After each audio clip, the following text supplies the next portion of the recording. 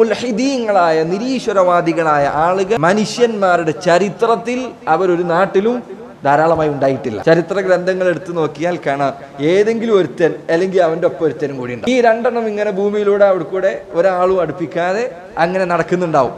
ഇതല്ലാതെ ചരിത്രത്തിൽ നിരീശ്വരവാദം എന്നതിന് എതിരായിട്ടില്ല, പ്രചാരമുണ്ടായിട്ടില്ല ഈ കാലഘട്ടങ്ങളിലല്ലാതെ. റസൂലുള്ളാഹി സ്വല്ലല്ലാഹു അലൈഹി വസല്ലമയുടെ പ്രവചനത്തിൽപ്പെട്ടതാണ് അവസാന കാലഘട്ടത്തിൽ പ്രശ്നം വർദ്ധിക്കുമെന്നത് അവിടുത്തെ ഹദീസുകളിൽ വന്നിട്ടുണ്ട്. നിരീശ്വരവാദം വ്യാപിക്കുമെന്ന്.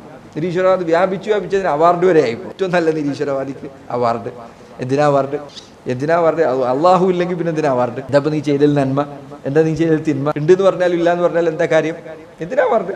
നമ്മുടെ നാട്ടിലെ കേരളത്തിലെ ആൾക്ക് അവാർഡ് കൊടുത്തിട്ടുണ്ട്. ആ കൊടുത്ത ആളുടെ പുസ്തകം നിരീശ്വരവാദികളെന്നെ ഇപ്പൊ തൊടാറില്ല. അപ്പൊ അള്ളാഹു ഇല്ല എന്ന് പറയുന്നത് കാലഘട്ടത്തിലും ജനങ്ങളൊരു വിശ്വാസം സ്വീകരിച്ചിട്ടില്ല. സർവ്വ മനുഷ്യരും ലോകത്തിനൊരു സ്രഷ്ടാവുണ്ട് എന്നത് എല്ലാവരും അംഗീകരിച്ച കാര്യമാണ്. ശുദ്ധ ഖുർആനിൽ സമാനമായ ആയത്തുകൾ സൂറത്തുൽ അൻകബൂത്തിലും അതല്ലാത്ത അധ്യായങ്ങളിലുമെല്ലാം കാണാൻ സാധിക്കും.